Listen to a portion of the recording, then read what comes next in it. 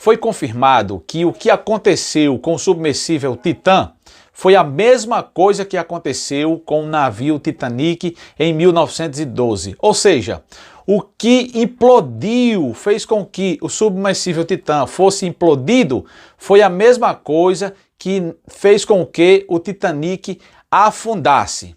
E é sobre este assunto bastante discutido no momento em todo lugar do mundo que eu quero falar aqui com vocês. Eu sou Sátrio Araújo, aqui do canal TV Paraú, e eu quero pedir aqui humildemente a cada um de vocês, por favor, curta, comente, compartilhe, se inscreva e ative o sininho de notificações, porque você ativando o sininho, todas as vezes que eu colocar um vídeo novo, você vai ser notificado, tá bom? Então vamos lá, todo mundo discutindo este assunto. O que chocou o mundo agora foi a declaração do James Cameron, o diretor do filme Titanic.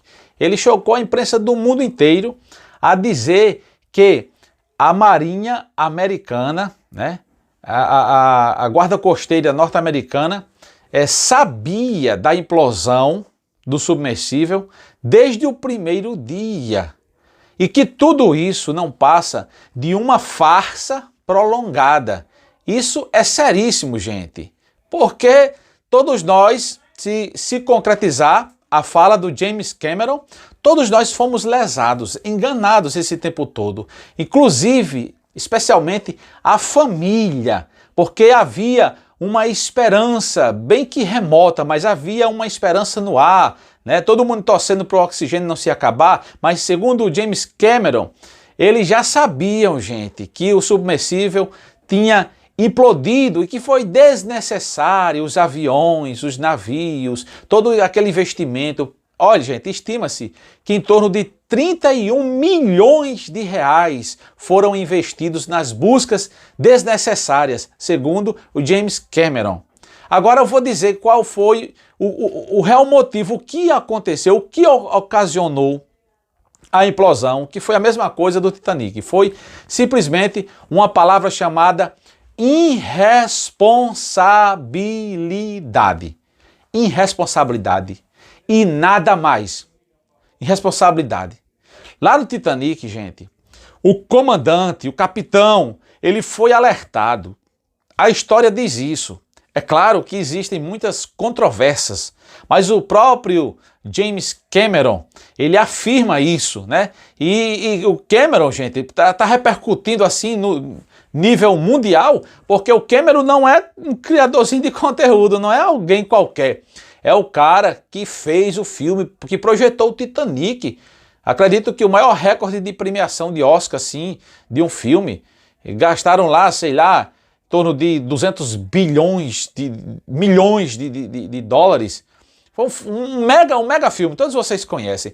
Então, gente, a palavra dele tem peso, haja vista ele ser um conhecedor do que aconteceu. Ele já foi 33 vezes, né, visitar os destroços do Titanic, 33 vezes. Então o cara tem bagagem, tem respaldo, né, tem cacife para dizer o que ele disse, certo? Então o que acontece? Ele falou, gente, e a história também diz, né, que o capitão do Titanic foi avisado que havia icebergs, que havia montanhas de gelo à frente. E ele deveria, como experiente, reduzir a velocidade do Titanic. Lembrando, gente, que ali só tinha pessoas de altíssimo nível, milionários. Era um navio de luxo, muito luxo, gente. O que acontece? Ao invés dele frear a velocidade do Titanic, ele continuou acelerando do mesmo jeito. Existem versões que ele foi um herói, que ficou ali, decidiu ficar ali até o fim, dar a sua vida pelos tripulantes. Mas ele também foi inconsequente, ele foi irresponsável, segundo a história, segundo o James Cameron. Não é segundo o Sátrio Araújo aqui da TV Paraú, é segundo essas informações. Ele não freou o navio. Então, com o submersível Titã, a história volta a repetir-se. O CEO da OceanGate foi avisado inúmeras vezes por várias pessoas, inclusive por uma pessoa credenciada, uma pessoa especializada no assunto, um ex-funcionário da sua empresa, que o alertou e disse, olha, não tem condições de segurança, o OceanGate, né? O cara ousou, gente, ele misturou titânio e fibra de carbono, não podem ser misturadas para esse experimento, para esse tipo de viagem, de transporte. Não casa. A ciência, a química, a tecnologia, enfim, diz que não pode. Ele mesmo disse em uma entrevista que não pode juntar fibra de carbono e titânio. Titânio é muito resistente, deveria ter sido construído só de titânio. Mas ele misturou, ao misturar ele fez o submersível de 10 metros e de 3 metros de largura, comportando até 5 tripulantes, onde os outros submersíveis, esses que costumam descer lá, só levam no máximo 2 pessoas. Porque para fazer ele grande, gente, como o Titã, é complicado. Então ele disse, olha, eu tive que driblar esses conceitos de segurança. Entendeu? Eu tive que sair do conforto. A ciência diz, a tecnologia diz que não pode, mas eu ousei. E mesmo assim, eu arrisquei construir as paredes de fibra de carbono e titânio. A janela, gente, eu estou sendo redundante, mas é necessário trazer essas informações. A janela de vidro, sabe? Ela era apta a descer até 1.300 metros. E lá embaixo, gente, era 3.800 metros. Então ele foi avisado. Um dos tripulantes que iam entrar no submersível desistiu. O Chris Brown, o magnata do marketing digital, o Chris Brown, de 61 anos de idade, quando ele viu que haviam tubos velhos usados ali na construção ali do submersível, e viu a janela que só dava para descer a 1.300 metros, ele desistiu, pediu o dinheiro de volta, tinha pagado R$1.200.000 pela passagem. Desistiu, gente. Então aquele cara foi avisado, mas aí ele preferiu ser irresponsável. A mesma coisa que afundou o Titanic, foi a mesma coisa que implodiu o submersível. Irresponsabilidade, certo? Porque não foi falta de aviso. A volta de Jesus é da mesma forma.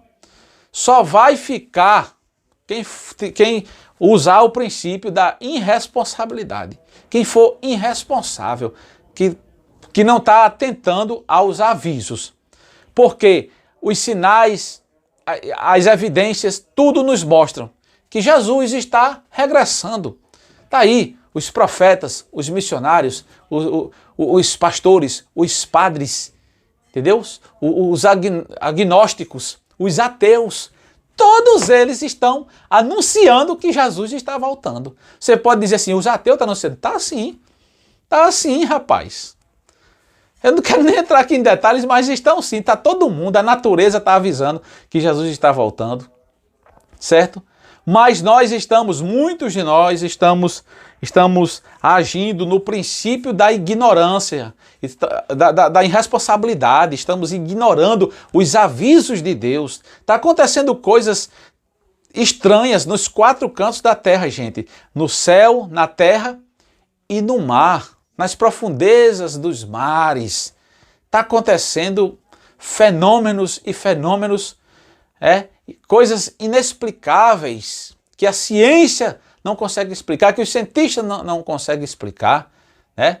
Eu vi uma matéria agora da NASA reconhecendo oficialmente que aquele vídeo recentemente capturado lá nos Estados Unidos, aquelas imagens capturadas, né, de OVNIs, realmente eles afirmaram que são realmente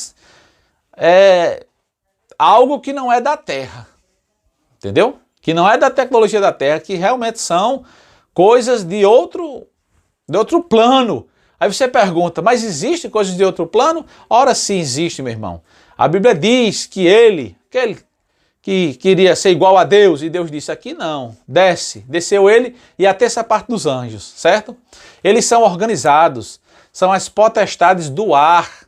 E a Bíblia diz que eles se transfiguram até em anjo de luz. Então quando as pessoas dizem assim, eu vi um ET tal, eu vi um extraterrestre tal, tal. Essas pessoas não estão mentindo não, gente. Estão falando a verdade. Mas, biblicamente falando, não sou eu, não é opinião minha, não. Não é o senhor que estou dizendo. Biblicamente falando, esses seres celestiais que desceram, que estão nas regiões celestiais, né, dos ares, eles têm o poder de fazerem tudo isso aí, viu? Então, pode se tratar de um artifício desses seres para ludibriar. A Bíblia chama até de espíritos enganadores. Então, muita cautela, muito cuidado e definitivamente todos nós já estamos sabendo que foi irresponsabilidade, porque todo mundo alertou, inclusive o termo de segurança que os 5 tripulantes tiveram que assinar, tinha lá constantemente dizendo nas cláusulas que, tipo assim, a gente vai, mas não sabe se vem contar a história. Mesmo assim, eles se arriscaram. Mesma coisa sobre a volta de Jesus. A gente está correndo risco, né? Se não tomarmos a decisão. Qual decisão, meu irmão? Qual?